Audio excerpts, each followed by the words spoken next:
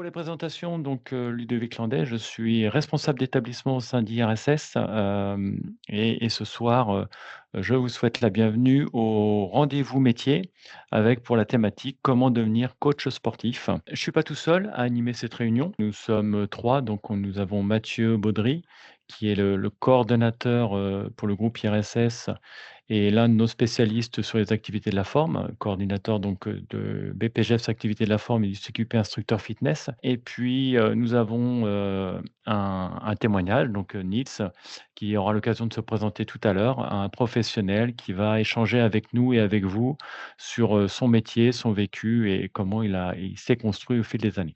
Comment on va s'y prendre? Donc en fait, au niveau de notre plan d'attaque, on va revenir sur, le coach sportif. En fait, on va essayer de donner une petite définition très simple. On va parler de la réalité du terrain, donc avec, Nils, da Silva, professionnel, sur Cholet. Et puis on vous expliquera, pour ceux qui le souhaitent, comment devenir coach sportif et les différentes voies et comment IRSS construit et forme les spécialistes de demain. Coach sportif, on est sur de l'encadrement, de l'animation et il faut savoir que sur ce métier de coach sportif, dans le secteur de la remise en forme, on a 2 branches métiers. On a une première branche qui constitue les cours collectifs type fitness et puis la deuxième partie, c'est plutôt la musculation et l'haltérophilie. Dans notre jargon, on appelle ça l'option B du BPGEPS, où là, bah, on va plutôt être amené à faire du small group ou de l'encadrement, en petit collectif ou du suivi individualisé. Au niveau du quotidien, c'est principalement la construction de programmes d'entraînement sur plus ou moins longue période, l'animation des cours collectifs et là, ça va être un point clé et vous le verrez tout à l'heure avec les différents témoignages, sur les motivations. Comment faire en sorte que nos pratiquants, nos sportifs, restent motivés à la tâche et puissent atteindre leur objectif et ça, c'est une vraie caractéristique du métier puisque bien souvent, nous proposons des séances de sport à des personnes qui n'ont pas forcément l'habitude d'en le faire et qui veulent ou doivent en faire. Au niveau des environnements, donc c'est les lieux de pratique. Donc principalement l'implantation des coachs sportifs, ce sont dans les centres de remise en forme, même si, actuellement en fonction de sa spécialisation, de sa spécialité de formation, on peut être amené à travailler dans d'autres secteurs, que ça peut être à domicile, puisqu'on a un fort développement du coach indépendant, du un peu du prestataire qui va vendre ses des services en tout petit groupe. On a les clubs sportifs et notamment sur la préparation physique et là, Nils reviendra avec nous, sur ce sujet puisque c'est son travail aujourd'hui, principalement dans les clubs sportifs. On a quelques nuances parfois sur les centres de loisirs, les centres sportifs, sur certaines thalassos. On a des gens qui partent principalement sur l'animation aussi, sur les clubs de vacances, quelques associations, un peu plus rarement sur les écoles. Voilà, donc ce qu'il faut bien comprendre, c'est que le coach sportif, c'est un métier qui est relativement large, notamment dans le secteur de la remise en forme et qui permet un emploi relativement important. Ce que je vous propose, c'est directement rentrer dans le cœur du sujet. Alors, Nils va pouvoir se présenter rapidement. Bonjour Nils. Bonjour tout le monde, moi c'est Nils da Silva, je suis, ancien apprenant à l'IRSS, de Cholet. J'étais sur la promo, 2018 à 2019 et je suis actuellement, préparateur physique, pour l'équipe, professionnelle des Dogs de Cholet et le centre de formation, Les Jeunes et à côté de ça aussi, je suis, coach, sportif, individuel donc à domicile et en entreprise, sous le statut d'auto-entrepreneur à mon compte. Voilà et les Dogs, en gros, pour ceux qui ne connaissent pas, c'est tout le monde connaît, on va C'est dire ça, mais une équipe de hockey sur glace. hockey sur glace, voilà, qui, juste, comme ça, pour illustrer un petit peu ta construction, une discipline que tu ne pratiquais pas du tout? Absolument pas, non. Je suis issu du football américain à la base, moi.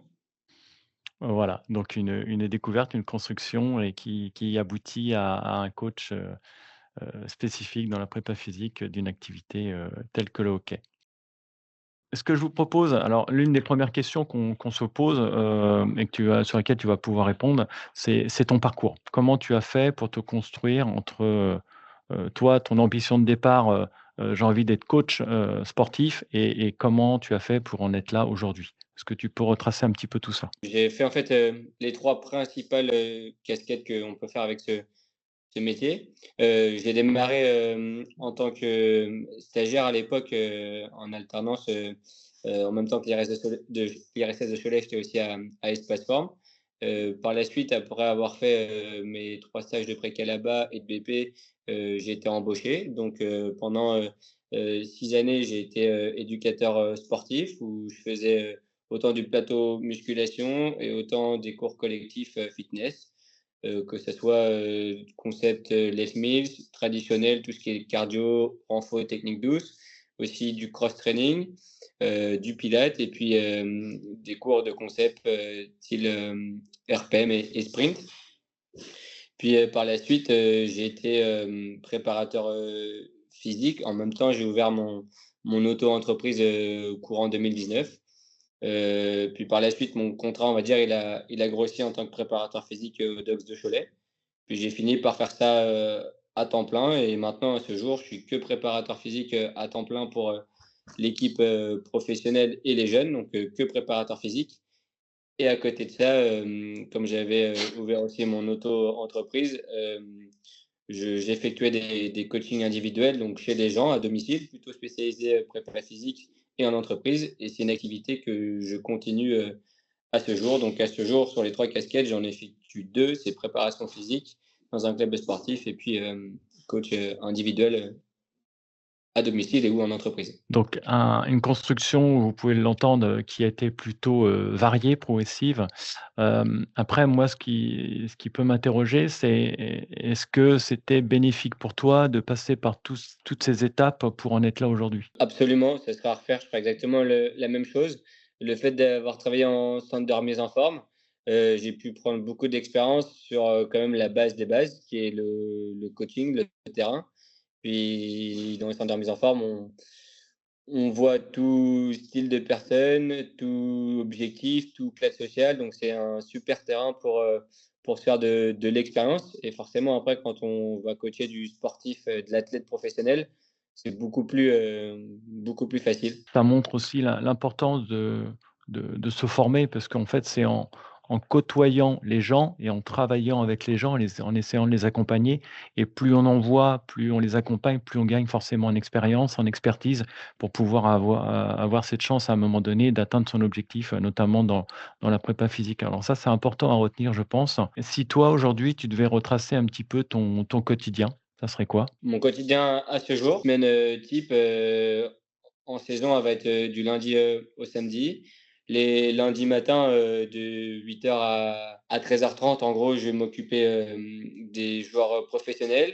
Une partie collective qui va être avant les entraînements glace et une partie après individuelle après les entraînements glace, à but de développement des qualités physiques ou de prévention de blessures ou de réathlétisation si malheureusement j'ai un ou des blessés et puis l'après-midi, sur des coups de 15h30 jusqu'à 17h30, je vais m'occuper, des jeunes, donc on a un centre de formation et un sport-études, donc c'est 2 classifications différentes et je m'en occupe tous les jours, avant, leur entraînement de glace de 16h30 à 17h30 et après entre, les pros et les jeunes ou après les jeunes, j'y cale, mes coachings perso, une raison de 15 à 20 heures par semaine qui sont principalement à ce jour tous à domicile et tous à objectif de sport santé ou de préparation physique. Je me suis vraiment, plus spécifié là-dedans et puis la prépa physique, plus, mes coachings perso, ça fait un volume hebdomadaire, d'environ, ouais 50 heures et puis les week-ends, on a les matchs soit à domicile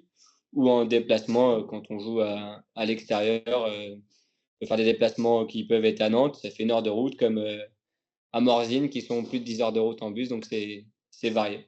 D'accord. J'imagine une activité qui est plutôt cyclique et qui bouge en fonction de la saison sportive? Oui, il y a une période qu'on peut, anticiper, qui est la période de la saison régulière de en gros, les premiers matchs se font en octobre jusqu'à mars et après la période de play-off et là, la période de play-off, on peut pas du tout l'anticiper. Il faut absolument s'adapter et puis c'est quelque chose de plutôt agréable maintenant que j'ai que cette casquette prépa physique et coach à mon compte. C'est que je peux m'adapter, comme je le veux sur mes coachings perso par rapport à la préparation physique et à notre parcours parce qu'en play-off, on ne sait pas qui, quand et où on va jouer donc ça permet de s'adapter, assez rapidement à tout ça. Moi, il y a 2 mots qui m'intéressent. Dans ta présentation, tu as parlé de réathlétisation, tu as parlé de sport santé. Comment tu t'es construit? Comment tu t'es formé sur cet aspect-là? Bah, en fait, si je reprends depuis le tout début, je me suis formé, déjà, via l'IRSS avec le BP et puis par la suite, j'ai continué, quand j'étais éducateur sportif, de faire des formations, de concept Les Mills et puis de pilates. Alors pourquoi je reviens là-dessus? Parce que le pilates, je l'utilise, beaucoup, dans mes séances de sport santé avec des lambdas et puis de réathlétisation avec certains joueurs.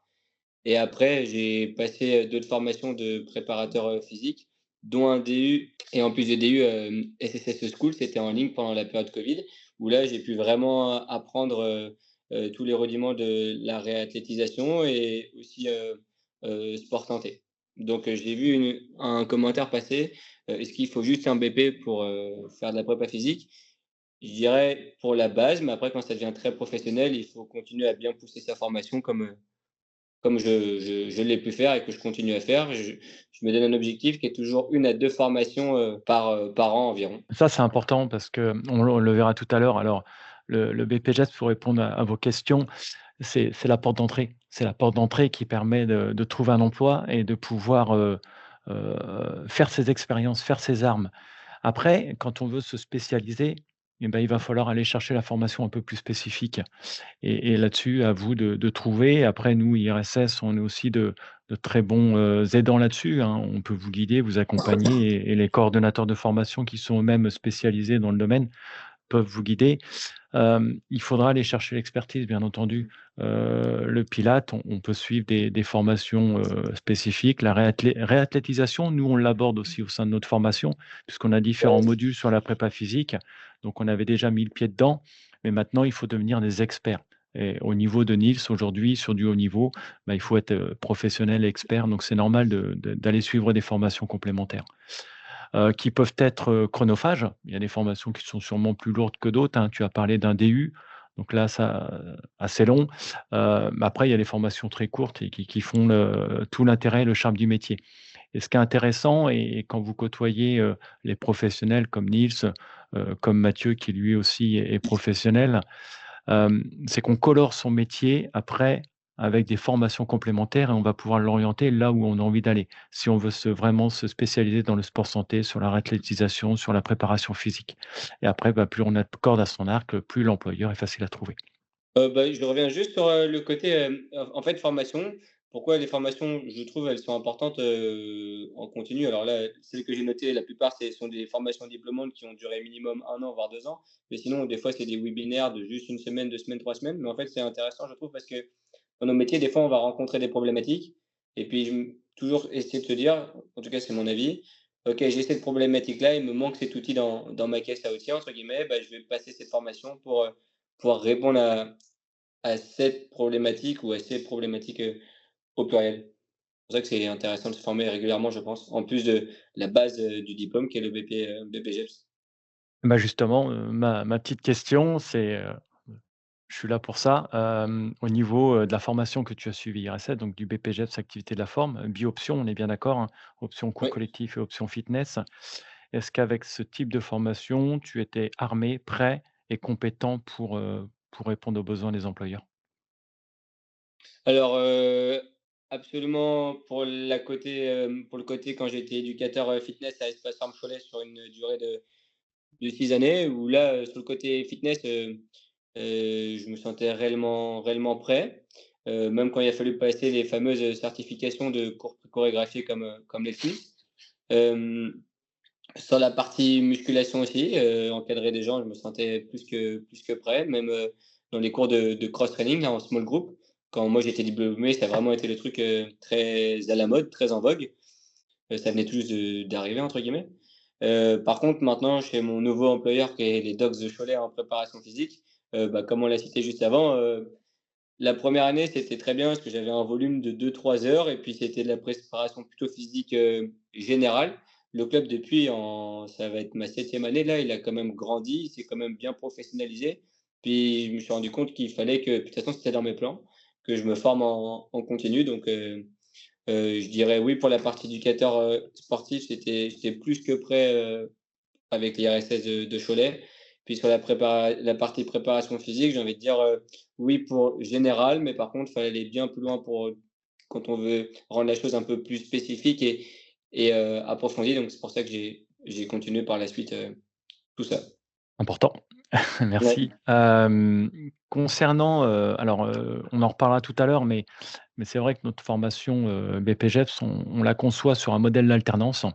Une alternance qui se veut, bien souvent dans la semaine, où le volume en entreprise, va être extrêmement important, voire plus important que le volume, d'acquisition au sein d'IRSS.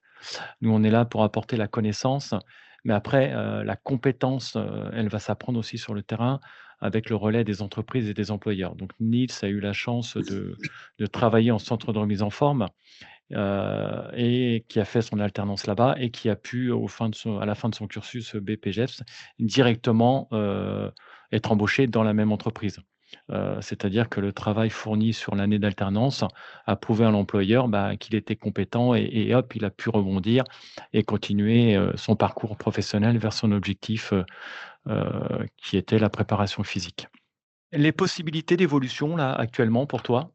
Comment tu vois la chose? Est-ce que, j'imagine, tu dois lever la tête et voir un petit peu plus loin? Est-ce que tu as d'autres projets ou est-ce que tu es arrivé en haut? Non, j'ai encore, de beaux projets, je l'ai mis dans ma dernière slide 2025 là, d'expérience professionnelle sur mon CV. Hem, Cet été, j'ai la chance de partir, pendant un mois, pour ceux qui connaissent, au Canadien de Montréal, qui est, le leader, on va dire, du hockey, la NHL, et pour m'occuper, de jeunes, sur un stage. En fait, ils sont venus chez nous au mois d'avril, puis ils m'ont invité à venir chez eux. Je m'occupais d'eux pendant un bon mois. Donc ça, c'est un gros projet à travailler, à préparer. Puis je me rapproche un peu de mon dream entre guillemets. Et aussi en parallèle, je parlais de formation, je ne l'ai pas cité là parce que ça a pas de rapport, mais depuis, 1 an, je me forme beaucoup en préparation mentale. Donc maintenant l'idée c'est de continuer à consolider mes armes en préparation physique avec des belles opportunités comme ça de partir à l'étranger, où le hockey se fait de mieux, c'est bien là-bas au Canada. Et puis en parallèle, travailler la préparation, mentale, parce que je trouve que ça a un rapport, et puis de continuer à développer ma micro-entreprise qui, pour le moment, se porte bien, mais c'est un travail de tous les jours pour qu'elle se porte bien, donc voilà. Bon, je vais te taquiner un petit peu, ça a été, l'anglais? Ah! Parlons-en. Ça fait partie aussi de mes formations. Non, les premières années, c'était la première année, deuxième année, c'était très compliqué, pas plus tard que l'année dernière, l'année d'avant, je prenais des cours d'anglais, bah, où se trouve l'IRSS à Eurospace. Ça fait partie de mes problématiques, où je me suis rendu compte que si on veut, travailler dans ce milieu, que ce soit la préparation physique et même dans le coaching perso, et même, je dirais maintenant, dans des grandes villes, par exemple en tant qu'éducateur sportif, et j'en rencontrais à Espace Forme, où il y a des étrangers de toutes nationalités différentes. C'est important de pouvoir communiquer, avec eux. Puis je trouve que le fait de parler anglais dans un CV, c'est quelque chose de, je pense, très, très important. Ouais, alors vous verrez, Mathieu pourra reprendre la parole, tout à l'heure, mais on a un vrai plus au niveau de notre formation, notamment au niveau d'une reconnaissance européenne et on pourra développer un petit peu plus tard. Bon, ça paraît, type, top ton emploi et ce que tu en as fait. Bon, est-ce qu'il y a quand même un peu d'avantages, un peu d'inconvénients à soulever? Je parlais, comme j'ai fait les 3, tout avantage et inconvénient éducateur sportif, puis après je ferai préparateur et coach parce que c'est Mmh. quand même des choses un peu différentes. Éducateur sportif, hem dans les inconvénients, ça peut être que on a des horaires, assez longues dans une journée. C'est un métier à coupure, donc on va démarrer tôt le matin, enfin tôt le matin, je m'entends 8h30, puis finir, tard le soir, et puis on peut travailler les week-ends. Les avantages, c'est vraiment qu'on est très à proximité des gens, et puis c'est souvent un métier passion, donc on vit de sa passion, on va au sport avec, enfin au boulot pour faire du sport avec passion. Et puis ce que j'aime bien, c'est que c'est un job où c'est jamais routinier, il y a toujours des perspectives d'évolution, notamment dans le centre où je travaillais. Maintenant dans le métier de coach sportif, je dirais que les avantages, c'est que je peux choisir mes horaires, je peux entre guillemets «choisir mes clients». Les inconvénients, c'est que, bah, quand tu veux prendre des vacances, et bah, ça veut dire que tu fais pas de clients. Pas de clients égale, pas de rémunération. Donc ça, c'est un point à souligner quand même. et préparateur physique. Les inconvénients, c'est qu'il y a une charge de travail qui est tout le temps régulière, mais quand c'est ta passion, tu t'en rends pas forcément compte. Les avantages, c'est, bah, l'échange et le partage avec, des personnes de tout horizon, des Français, des étrangers, donc ça, c'est vraiment très agréable. Je trouve que c'est très, très gratifiant et puis, c'est, un job où on va dire que tu es un peu ton propre patron. Tu es très indépendant là-dedans, même si tu as des patrons au-dessus qui sont le coach et le président, mais tu es le seul dans ta partie et puis c'est quelque chose que moi j'aime beaucoup l'indépendance donc voilà les inconvénients et avantages dans les 3 3 boulots. Une dernière petite question, puis après j'avance, je changerai de slide. Hem, les qualités, si on devait définir en fait les qualités indispensables à avoir pour faire ce métier-là, ça serait quoi? Bah, le numéro un c'est la passion, être passionné. Numéro 2 je dirais, quand alors je vais m'expliquer, j'allais dire éternel insatisfait, c'est jamais se satisfaire de nos compétences, de se former, en continu. Moi, je pense que c'est un job qui avance tellement vite qu'il faut se former en continu et puis, le troisième je mettrais discipliné, rigoureux.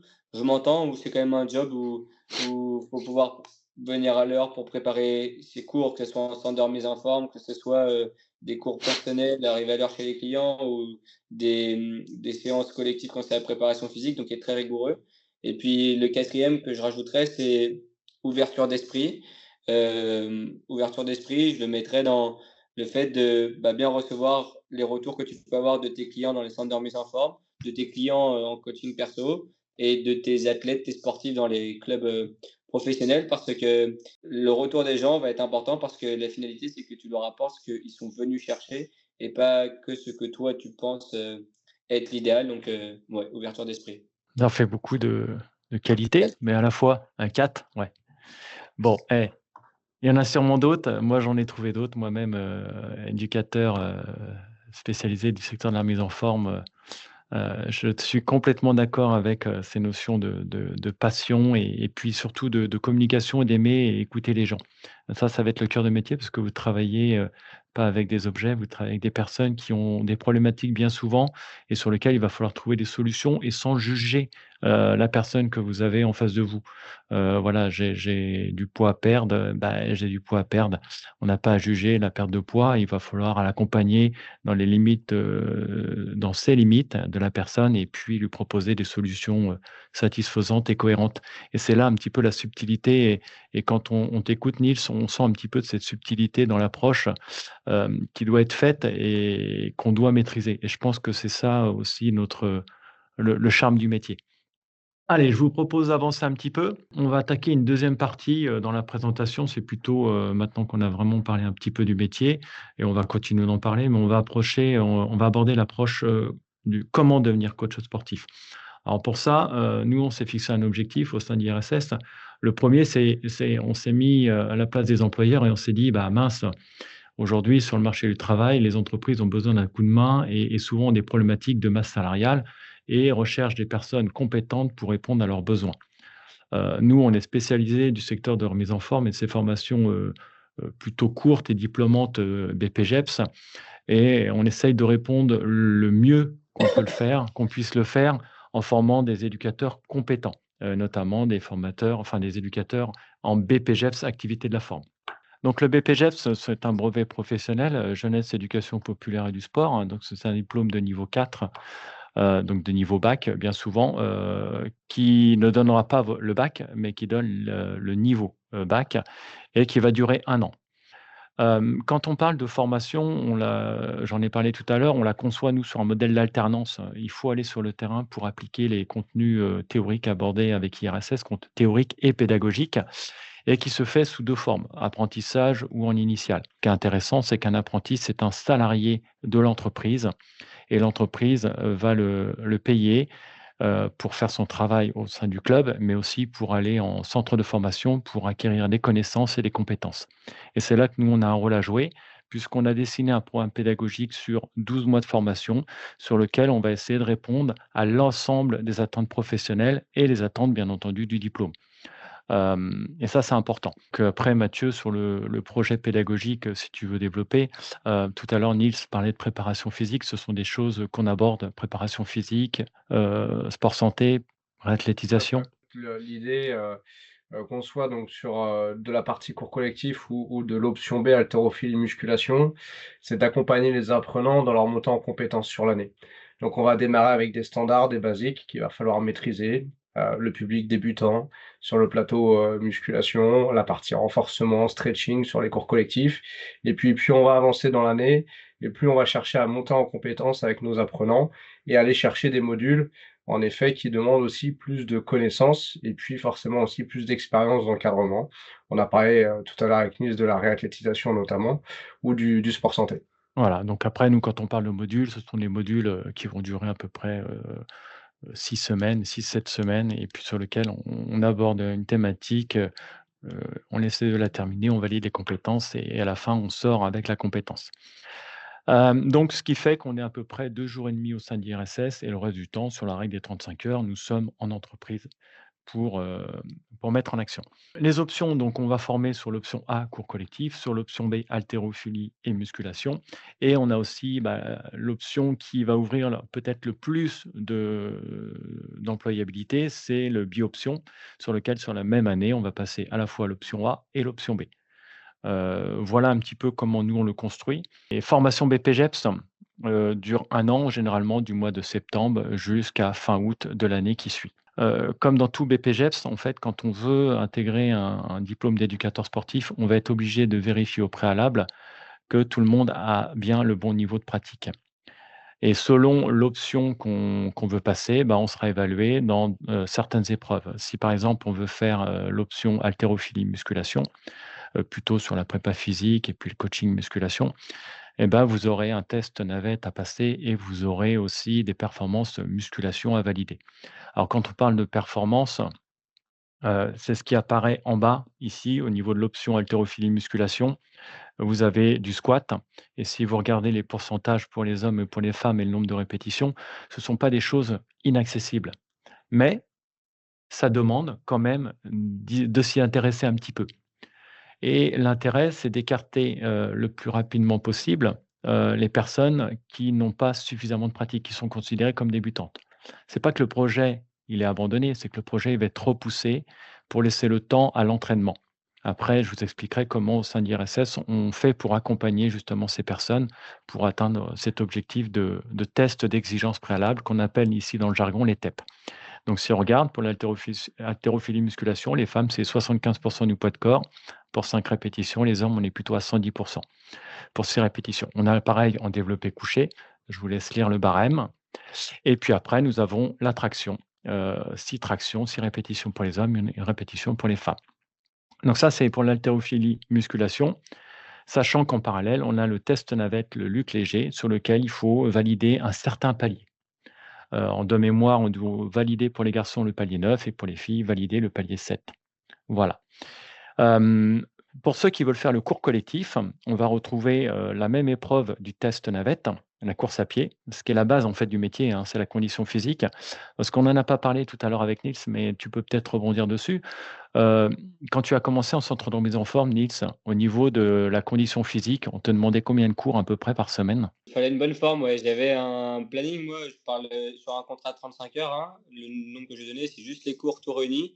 J'étais à 24, cours collectifs, dont des cours concept qui, on le sait, sont plutôt énergivores. Ouais, j'ai fait ça pendant, 5 ans. Donc en fait, il faut, au préalable prouver qu'on est en bonne forme, en bonne santé, en bonne forme aussi, physique, pour supporter à la fois le rythme de formation, les exigences professionnelles et arriver sur le marché du travail en étant, à l'aise.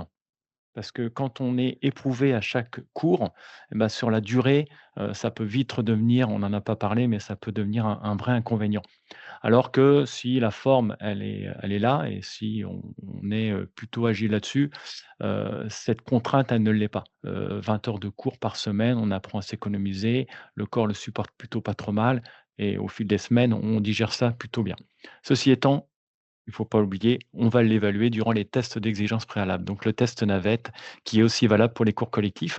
Et puis là, donc vous avez, pour ceux qui veulent se spécialiser dans les cours collectifs, un suivi de cours, niveau débutant sur lequel on va évaluer à la fois la technique, chorégraphiée, sur du step, le renforcement musculaire et les étirements. Et c'est un cours qui va durer à peu près 50 minutes et on va mettre l'ensemble des candidats, face à un animateur de séance, un professionnel. Tout est bien cadré. Je vous invite à suivre, la petite vidéo qui illustre très bien, les épreuves et on va pouvoir juger du niveau. Et donc là, sur ces tests, heu, donc épreuve navette, cours collectif et musculation, c'est la loi du tout ou rien. On valide ou on ne valide pas.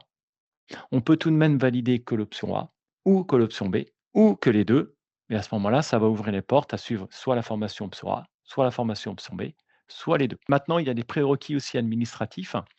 On parle du PSC1. Alors ça, ce PSC1, c'est le diplôme secouriste, ou équivalent, mais en soi, il faut avoir un diplôme. Si c'est un SST, bah, il faut qu'il soit à jour, donc qui est renouvelable tous les 2 ans. Un certificat, de participation à la JDC.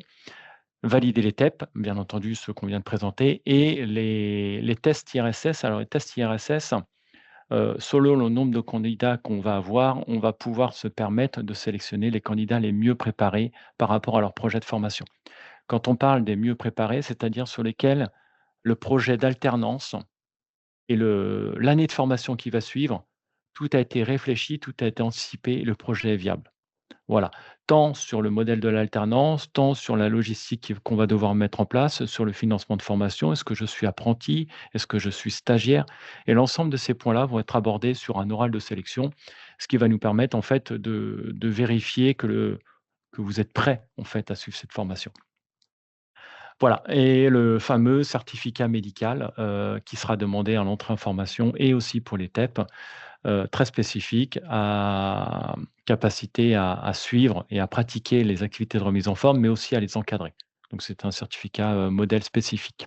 Qui dit test de sélection, les tests d'exigence préalable ou même les oraux de sélection, dit forcément préparation. Alors là, en fait, on va avoir 2 cas de figure. 1er cas de figure, bah, on se dit: «J'ai du temps, je suis en reconversion professionnelle, je mûris mon projet depuis plusieurs années, je me prépare un petit peu tout seul et je vais arriver le jour J, je vais être préparé». Ou alors on ne sait pas trop comment faire, on a besoin d'un accompagnement un peu plus spécifique et à ce titre, en fait, on est là pour vous aider. Alors quand on dit qu'on est là pour vous aider, c'est-à-dire qu'on a, différentes formations qui servent de tremplin vers l'intégration BPGEPS. On a historiquement la prépa sport, donc Niels, tu pourras nous en parler parce que toi, tu as fait, un cursus à IRSS de 2 années. Tu es passé par la prépa sport, puis le BPGEPS, c'est ça, hein? Si tu veux nous raconter un petit peu comment tu avais vécu ça à l'époque? En fait, moi, avant de faire ça, j'arrivais d'un CAP plomberie, rien à voir. Donc pas du tout de filière, bac général ou autre. Je regrette pas du tout d'avoir fait la prépa sport parce qu'il y avait des cours théoriques comme de la biomécanique que j'avais jamais fait et puis ça, c'est un truc que j'utilise tous les jours maintenant. Des cours de physio. Après sur la partie sportive, j'étais déjà sportif sur la partie musculation, c'est vrai. Par contre, sur la partie fitness, puis tu peux en parler parce que tu as été l'un de mes professeurs. J'étais pas le champion du fitness, tout ce qui était step et LIA. Donc non, je regrette, en aucun cas le fait d'avoir fait la prépa parce que pendant une année, tu te consacres que à te préparer sur ces fameux, tests qui te permettent de rentrer après en BP ou pas. Ça, c'est le premier avantage. Puis autre avantage, c'est que tu vois déjà, des parties en cours que tu vas approfondir en BP. Donc c'est quand même un sacré, step en plus, je trouve, de passer par la prépa. En fait, on y a fixé 3 objectifs. Le premier, bah, c'est de se dire, on va accompagner les gens sur, peut-être une remise à niveau, scolaire, théorique. Et ce que tu le dis, aussi, hein, c'est sur la science bio. Est-ce qu'on a les bagages suffisants ou est-ce qu'on a besoin de s'approfondir, voilà, de rééquilibrer un petit peu par rapport aux attentes, du BPGEPS? On a la partie, sportive, entraînement. puisqu'on l'a dit tout à l'heure, il faut être en bonne condition physique. Donc au travers d'entraînement, que ça soit en condition physique, en musculation ou en fitness, on va rehausser le niveau d'expertise, ce qui va faire que, on va pouvoir passer les tests d'exigence préalables plus simplement et puis voilà. Et puis le dernier point, c'est ce qu'on a abordé tout à l'heure, c'est la relation avec l'entreprise. Est-ce qu'aujourd'hui on est capable, quand on sort d'une formation, niveau bac, tu l'as dit, ou d'un CAP, est-ce qu'on est capable de trouver un employeur qui nous fasse confiance pour nous prendre, dans son entreprise, pour, faire ce métier-là? Bah, c'est pas évident et au travers de cette prépa sport et de plusieurs semaines de stage, donc on a 6 semaines de stage, donc 3 périodes de 15 jours et on a aussi, un stage long tous les mercredis.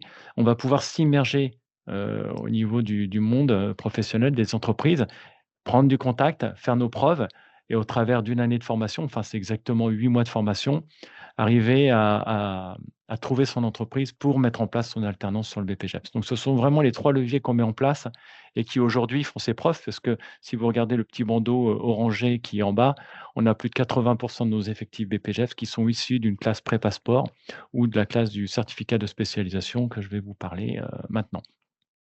Donc le certificat de spécialisation, c'est une formation, diplômante de l'éducation nationale. C'est post-bac. Donc là, il y a une clé d'entrée, il faut avoir son bac et elle va durer 1 an et ce qui est plutôt intéressant, c'est qu'on va reprendre un petit peu les contenus de la prépa sport avec des objectifs à peu près similaires, sauf qu'on va juste rajouter un objectif de diplôme, celui de l'animation, de gestion dans le secteur sportif. Animation et gestion dans le secteur sportif puisqu'on va donner cette compétence à nos jeunes qui veulent, passer un BPJEPS après et grâce à ça, ils vont avoir des équivalences et les équivalences notamment sur les épreuves 1 et 2 du BPJEPS. Alors ça, c'est intéressant parce que, on va forcer un petit peu le trait, sur la gestion de projet, sur la connaissance du monde professionnel et on va pouvoir colorer en fonction des différentes orientations BPJEPS qu'on veut avoir et ça, c'est important. Ce qui fait qu'aujourd'hui, quand on suit cette formation, on arrive, extrêmement armé pour un BPJEPS, sachant que là, par contre, il faut quand même avoir une entreprise qui veuille bien nous accompagner. Alors sur 2 modèles, soit l'apprentissage, je suis salarié, soit en initial, je suis stagiaire de la formation professionnelle. Donc n'hésitez pas à aller voir, sur le site IRSS, les formations sont bien décrites, elles sont illustrées. On a aussi une autre, alors je vous en parle, peut-être que ça peut vous intéresser, puisque dès 17 ans, on peut intégrer la prépa sport. Pourquoi? Parce que comme c'est une année de formation, c'est-à-dire qu'on arrive à 18 ans en fin de cursus pour pouvoir intégrer un BPJEPS, donc là, c'est possible. Par contre, quand on a moins de 17 ans, parfois on a l'envie d'intégrer la voie, sportive et pour ça, on a une classe qu'on appelle la passerelle sport. Alors elle est unique au niveau du groupe et elle est située sur Cholet et on peut intégrer des personnes de moins de 17 ans sur un projet de formation, non pas sur 2 ans, mais plutôt sur 3 années de classe un peu préparatoires qui vont servir de tremplin pour intégrer un BPJEPS. Donc ici, nous, on a un petit tableau de synthèse, qui permet de comprendre un petit peu notre raisonnement. Quand on veut, intégrer, une de nos formations, vous allez être reçu en entretien. Vous avez un petit parcours à suivre au niveau d'une application IRSS qui permet de comprendre comment on fonctionne avec des tests de personnalité et autres. Hem, mais derrière tout ça, vous serez reçu systématiquement en entretien. Ça va durer 30 minutes et on va vérifier en fait où vous en êtes dans votre niveau de préparation. Juste pour illustrer, en fait, quand quelqu'un veut devenir éducateur, il peut suivre à la fois la prépa sport ou la formation certificat de spécialisation ou un BPJEPS. Ça, c'est sa volonté initiale. En gros, il peut tout faire chez nous. Maintenant, s'il a un bac, on va davantage lui proposer des formations type certificat de spécialisation, puisque le niveau d'entrée, c'est le bac, ou le BPJEPS, par exemple. Si maintenant quelqu'un vient nous voir et il dit: «J'ai déjà ma structure d'alternance, c'est-à-dire l'entreprise qui me fait confiance pour l'année prochaine pour faire mon alternance», on va davantage lui proposer des formations en apprentissage du type certificat de spécialisation ou BPJEPS. Et si maintenant, en plus de tout ça, on a quelqu'un qui réussit à valider ses TEP, le projet, il est mûr, il est prêt et on va pouvoir faire un projet, BPJEPS en 1 an, soit en initial, soit en apprentissage. Donc en fait, c'est quand tout coïncide qu'on va pouvoir faire une formation en 1 an. Mais si à un moment donné, vous avez besoin d'accompagnement sur un domaine, sur un autre domaine, on va pouvoir vous proposer aussi un accompagnement et pourquoi pas une formation sur 2 années. Donc ça, il faut pas avoir peur de revenir vers nous et puis d'essayer d'échanger avec nous et lors de l'entretien, on mettra les choses vraiment à plat et puis on essaiera de proposer un programme de formation le plus adapté. L'idée étant de pouvoir vous accompagner, vers votre projet. Alors, avant de clôturer, moi j'aimerais redonner un petit peu la parole à Nils, si tu veux bien. Si tu avais des conseils à toi à donner, pour faire ce métier, ça serait quoi? Imaginons, on a des personnes qui sont en recherche d'organismes de formation, en recherche de, mmh, de contenu pour dire: «Bah, voilà, j'ai envie de faire ça, mais comment je fais?» Quels conseils tu pourrais donner? Le conseil, c'est de déterminer son objectif professionnel et puis de démarrer avec une base, et une fondation très solide, c'est le plus important et à mon sens et à mon avis, l'IRSS pour ça est la meilleure école pour ça, parce qu'elle permet que ça soit progressif. Tu l'as cité, passerelle, prépa, puis BP. Parce que aussi des fois, on peut avoir une idée de son projet professionnel et puis, hem et une autre idée, avoir plusieurs idées, donc ça permet de confirmer, son idée, finale.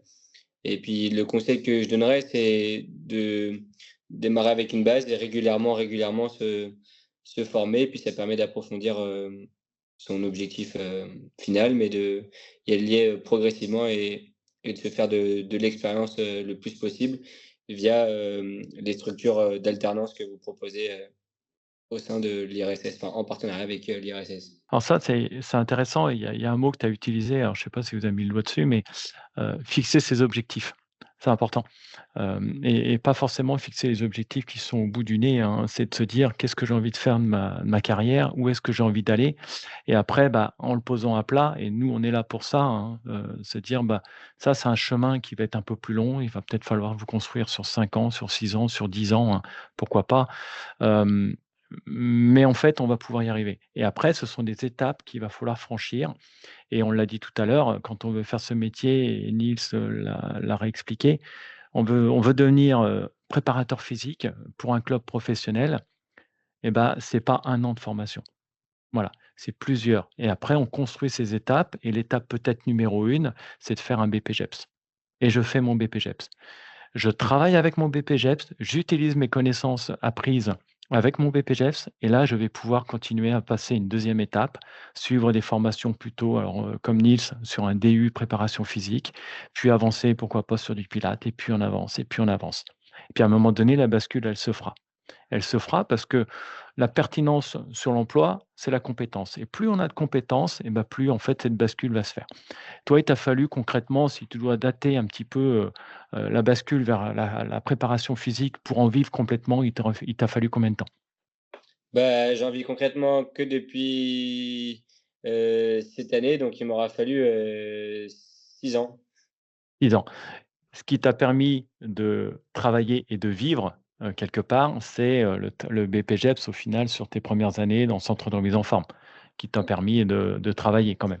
Mmh. Ouais, j'ai vraiment été chercher le côté, terrain, pratique, toucher vraiment au métier, ce qui est pour moi le plus important. Puis après, j'ai été chercher la théorie progressivement et puis j'ai échelonné ça, au fur et à mesure. Mais comme tu l'as très bien cité, l'IRSS m'a très bien aidé à faire ça justement. Hem, le jeune loup fougueux que j'étais aurait peut-être dit: «Bah, tiens, une fois que tu es diplômé, allez, va postuler dans des clubs professionnels», mais ça a été compliqué. On m'a plutôt dit: «Bah, va dans un centre de remise en forme, touche, Mmh. au fitness, à la partie musculation, coach des gens, que ce soit sur des cours collectifs, des small groups, en individuel pour faire de l'expérience, continue de passer des diplômes, t'es formé» et puis crescendo, j'ai grossi d'expérience. En fait, c'est ça la finalité, de l'expérience et puis voilà.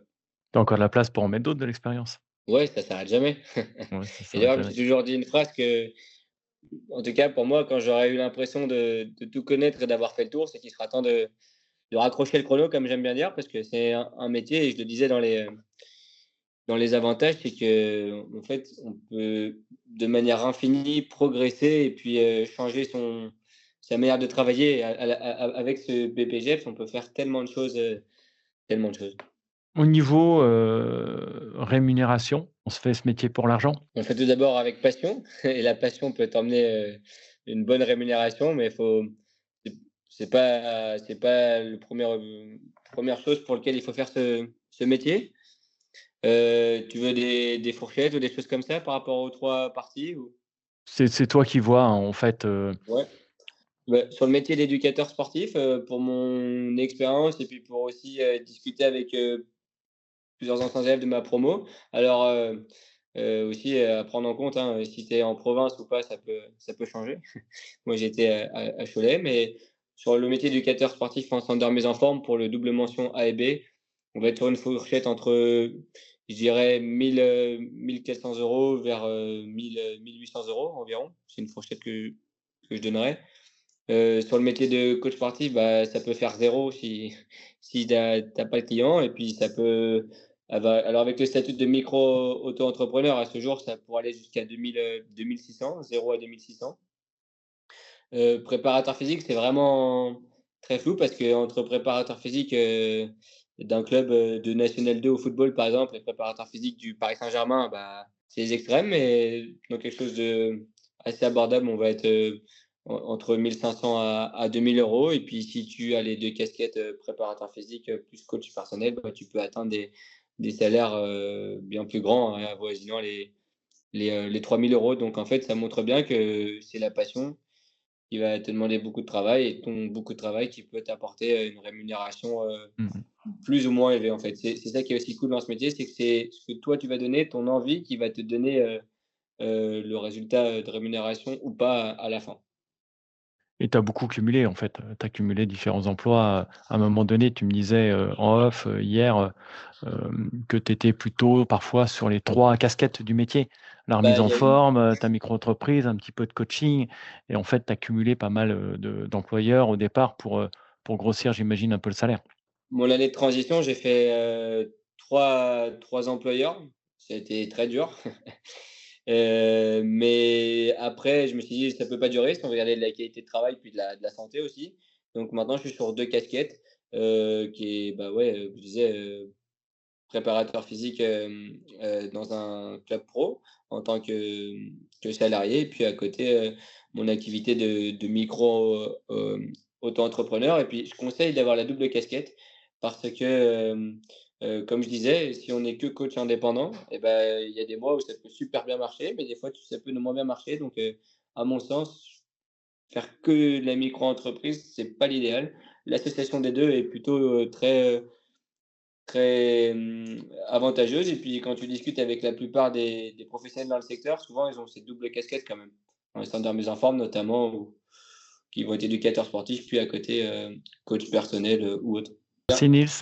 Donc on va arriver à la fin de ce rendez-vous métier, avec la thématique, devenir coach sportif. Alors j'espère que vous avez, vu les paroles de Nils, bien compris un petit peu que ce chemin, si on regarde comme ça, ce sont des portes qui sont fermées, mais ne tient qu'à nous de les ouvrir et de passer les étapes, tranquillement et de se construire progressivement et ce projet, bah, IRSS, il est là pour vous accompagner, donc ça, il faut l'entendre. Moi, ce que je peux vous inviter à faire, si quelque part c'est dans un coin de votre tête et bah, de le faire mûrir, de revenir nous voir le plus rapidement possible. Donc n'hésitez pas à faire avancer votre projet, à venir nous voir en porte ouverte, venir nous voir sur les différents salons qui peuvent exister ou directement passer sur nos établissements, passer un coup de fil et puis on sera ravis de vous accueillir. Bah, écoutez, je vais vous remercier. Merci Nice, merci Mathieu, merci, d'être venu écouter un petit peu ce témoignage et en espérant vous revoir, très rapidement. Merci à tous.